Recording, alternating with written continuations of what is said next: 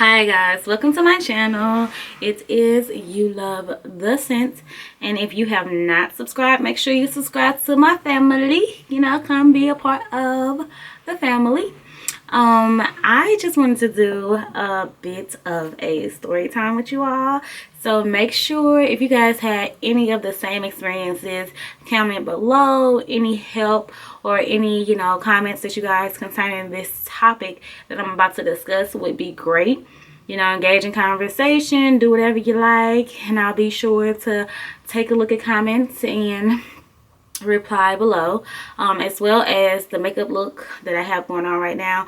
It'll all be down below in the description. So let's just get to it. So basically, I wanted to make this story like literally last week, but my executive producer, aka boyfriend, told me to wait until the situation was resolved to go onto my YouTube channel and talk about it, just so I can let other people know how to resolve the issue if they happen to deal with it in the future. So yeah, well, I'm just gonna put it like this. So about 2 weeks ago, I booked a goddess lock appointment with a certain female. I'm not going to say her name because this story is not about her, but it did start with her. So I booked with her on Monday for a Thursday appointment, and I was going to get goddess locks. I asked her what type of hair to get, all of that, and she made, first of all, she was really hesitant on texting, and she was really slow on texting as far as getting me details on what type of hair to get and everything. So that should have been my first red flag, but it wasn't. I just figured she was just like any other STL stylist outside of my styling, because I haven't had those issues with her. But like, it just seemed like when you book with somebody, you expect them to, like, I don't know, maybe people be busy. I don't know people's lives, so I'm not even gonna go into that. All I'm gonna say is that I text her. She was taking a little bit long to text back. She finally texted me back, telling me what type of hair to get. Thursday came around and she was sick, and I had taken a personal day to get my hair done because I needed my hair done for an event on Friday evening. So it kind of made me upset that, she canceled, but things happened. So I'm like, okay, are you going to be able to do it tomorrow at least? And she was like, yeah, same time, same place. I'll be able to do it tomorrow. I'm just not really feeling, I feel like I overworked myself. So I was like, okay, whatever. So next day hits, and this is where I get upset, because communication just goes a long way, especially when it comes to service. Like, if you're providing a service for someone, clearly they're looking forward to it. That's why they booked you. So, like, let me know what's going on. Next day, I text her and I'm like, hey, are we still on for today? Like an hour before my appointment. And she's like, oh, no, I'm sorry. I actually have a stomach flu.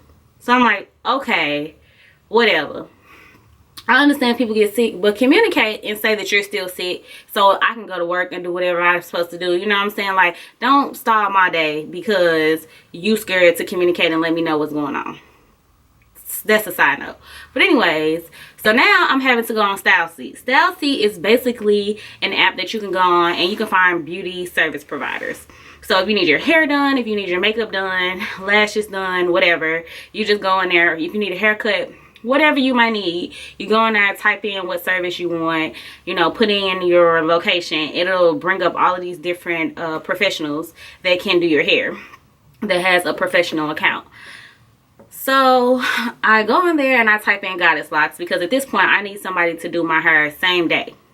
So I go in there and I put in goddess locks, and I'm like, in my area basically, and this girl pops up, and she's available same day at 11:30. So my first appointment was at 9:30. This appointment was going to be at 11:30. So I booked with her. And then I also emailed the email that she had on file, because for some reason, that should have been my first red flag. She did not have a phone number. My second red flag was that all her pictures of the people that she had done were like in her living room. So I'm not against people doing hair at home. Like, I've been to plenty of stylists that do hair at home, and they can do good hair. But sometimes they're not as professional as someone that works in an actual salon. So I hit her up, and because she didn't have a phone number on there, and I emailed her and I was just like, can you please confirm my appointment, because just in case, she didn't get it. So she went on and confirmed my appointment via text message. She texted me from some random number saying, hey, your appointment is confirmed. Do you know that you need to provide your own hair? And I said, yeah, I already have my hair. I told her what type of hair I got, because the previous girl that was supposed to do my hair told me to go get a certain type of hair. Well, it turns out she does not use the type of hair that I have, and I need to go get some different kind of hair, the hair that she likes. So she tells me what type of hair to go get. So I called the beauty supply that I was about to have to go back to exchange the hair that I already had, and basically that beauty supply told me like that they didn't even carry the hair that she was telling me to get. They was like, we carry like all the top brands. Like if anybody from St. Louis, y'all know Prince has like all the popular brands, you know what I'm saying? There's never really anything that you go on there looking for that they don't really have. So it was just odd that the hair that she wanted me to have was not there. So I hit her up and I'm like, hey, and then I called other beauty supplies that were close to my home, and I was just like, you know, searching around for this hair that she wanted me to get, and I could not find any beauty supply with the hair. So I text her again. I'm like, hey, I can't find any beauty supply with the hair that you want me to get, so is there a specific one that I need to go to? Like, let me know. So now at this point it's like 10:30 when I text her, and I did not get a reply. So now it's like 11, and my appointment, like I said, was 11:30. So I'm like, hey, you know, I have to come to your house in like the next 15-20 minutes in order to be on time for my appointment. So can you please let me know like where I need to go to get my hair? And she's still not texting me back. So in the back of my mind, if it's 15 minutes to my appointment time, 30 minutes between my appointment time, like clearly you don't have no intentions on doing my hair. So just let me know. Like, I'm not gonna be mad. I know I booked with you at the last minute. So I text her and I was like, hey, I understand if you can't do my hair, but can you at least cancel my appointment on StyleSeat, because I tried to cancel and it's telling me that, you know, you're the only person that can cancel at this point. I need to call you and contact you. And I still got no answer. So now I'm upset because I'm like, okay, they're going to end up charging my card, because on StyleSeat you have to put your credit card information in, and you can just save it, like have it saved to your profile just in case you have to like send someone a deposit through StyleSeat. So a lot of beauticians and makeup artists, they do deposits now where you pay like a $25 fee up front to book your appointment, to hold your appointment, and then if you don't show up, then, you know, of course the $25 is like non-refundable or whatever. So on StyleSeat, my card is on there. So I'm like, okay, so it's going to automatically assume that she did my hair since she didn't cancel my appointment. So of course, after that, I'm looking for somebody else to do my hair. Now it's 11:30. So I feel like I've wasted like a whole half a day thinking this girl is going to do my hair. And she's like nowhere to be found. So I'm like, okay, so now I gotta figure out who's finna do my hair, and I'm not finna go through StyleSeat again because clearly that didn't work out in my favor. So people would just be scamming though. Like, I'm just gonna say this, like, I feel like she probably has done this in the past. Her name was Naomi Style. I made a whole Facebook post about it and everything, so I'm not scared to say who the stylist was. Her name was like Naomi Styles, and she's known for like Goddess Locs, and she got a like 40% off discount right now, or 20% off discount, something like that. So the Goddess Locs are way cheaper than what they normally be. All of these things are like low-key red flags now that I think about it, but I went on and booked with her anyway, and then her contacting me like right after I booked pretty much sealed the deal. So I was thinking that it was going to be legit, but clearly it was not. And then when I started calling the number that she texted me from, basically it was a text now phone number, which is basically an app that you use just for texting. So I ended up finding this African braiding shop in St. Louis Mills Mall. It's like nothing in that mall anymore, but that braiding shop is clutch. Like, me and my guy was walking in there one day, and I was like, oh, I didn't know it was a braiding salon in here, you know, just really random. But yeah, so I went there and they got me in the same day. It was like 5 of them working on my head at one point in time. So like, they really are about their money. And as far as like braiding styles and whatnot, like from now on, I'm just going to the Africans because I don't have time to play with stylists. Like, that's not about their business. Like, it's just like a professional courtesy, I'm sorry, to let someone know that you're not going to be able to do their hair. Like, hair is important. Like, I had a whole event at 7 o'clock that night that I missed because I ended up having to go to the Africans to get my hair done. And unfortunately, you can't just do Goddess Locs in like 5 or 4 hours. So by the time I actually got to them and started getting my hair done, like, I realized like I'm not even going to be able to make my event. Meanwhile, my hair, I got there around noon. My hair got done around 10 o'clock. So the event was like almost halfway over by the time I finished getting my hair done. So of course I didn't go. But all of this just started with just unprofessional service, like, and then style seat scammers. And then it went from, you know, the girl canceling on me at the last minute to this style seat scammer. And so what happened with that, because I know a lot of you like, okay, so what happened? So yeah, so basically I'm sitting in the African braiding shop getting my hair done around 8 o'clock, and I get a message from StyleSeat basically saying that they had debited my account or taken out of my account the $150 or whatever for the goddess locks that I was supposed to have got done by this girl Naomi Styles. And then she has like some fake salon name like DR Salon or something like that. It's not even a real salon. Like, I looked up the address and it's like her home address or some crap. So, but anyways, yeah, so when I realized that they had charged my account, I started texting the girl again, and I'm like, hey, I told you to cancel my appointment. Like, if you wasn't gonna do my hair, that's fine, but now my account has been charged for a service that you didn't even perform or do, you know what I'm saying? So like, can you please like fix that? And she still's like not responding to my text messages or anything. So at this point I am like livid, because it's the weekend. I'm like, I don't even know who to contact about this or anything. So then I started looking on StyleSeat and like their frequently asked questions thingy thing and their frequently asked questions section of the website, and one of the questions was like, how do I go about getting a refund? And it was like, reach out to the stylist directly, and if the stylist don't reply, then you can contact StyleSeat and we'll help you get your money back, basically. So I had to email them and let them know what was going on. I also called my bank, but my bank was like, right now it's like not a hard transaction. It was like a pending transaction, so they couldn't cancel the payment or anything like that.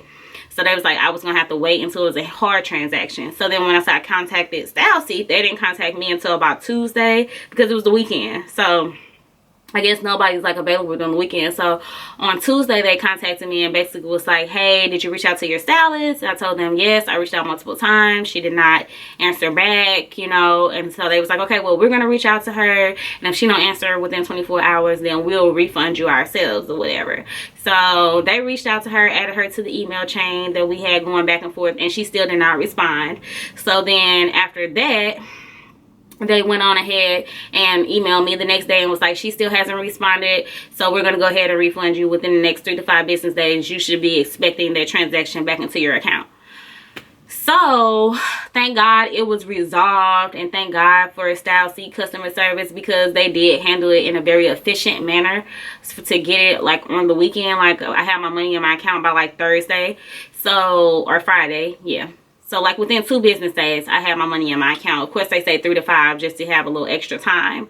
But that just really made me upset, and it also made me not want to book on StyleSeat anymore. Like, I took my card number off of there and everything. Like, if you want to deposit from me, you're going to have to send me a direct link or something, because it's not just going to automatically come off my card no more. I'm not going to wait on StyleSeat to reimburse me for something all the time. But anyways, I can really say that I am very happy with my new hairstyle, and I'm happy that I went to the African braiding salon. I think they did a really terrific job, and they're just, you know, known for braiding. So I knew that I was going to receive quality service, and a lot of people said that they did quality work, and from the pictures that they had on Facebook and everything, I could tell that they did quality work. So I am very happy with how my hair turned out. I got a whole Rasta look going on.